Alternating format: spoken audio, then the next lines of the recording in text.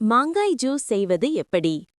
செய்ய தேவையான பொருட்கள்: பச்சை மாங்காய் 1, சர்க்கரை 3 முதல் 4 டீஸ்பூன், உப்பு சிட்டிகை, சீரகப்பொடி 1/4 டீஸ்பூன், தண்ணீர் 2 கப்.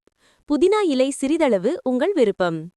செய்வது: பச்சை மாங்காயை தோல் நீக்கி சிறிய துண்டுகளாக நறுக்கவும். அதை ஒரு பாத்திரத்தில் போட்டு தண்ணீர் சேர்த்து மென்மையாக வேகவிடவும். வெந்த பிறகு குளிர வைத்து மிக்சியில் அரைத்துக் கொள்ளவும்.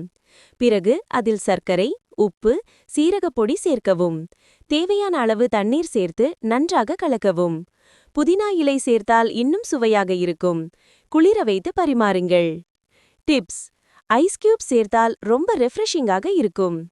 சற்று மிளகு பொடி சேர்த்தால் டைஜஷனுக்கு நல்லது. பச்சை மாங்காய் ஜூஸ் கண்டிப்பா ட்ரை பண்ணி பாருங்க. இந்த வீடியோ உங்களுக்கு பிடித்திருந்தால் லைக் பண்ணுங்க, ஷேர் பண்ணுங்க, கமெண்ட் பண்ணுங்க மற்றும் சப்ஸ்கிரைப் பண்ணுங்க. நன்றி.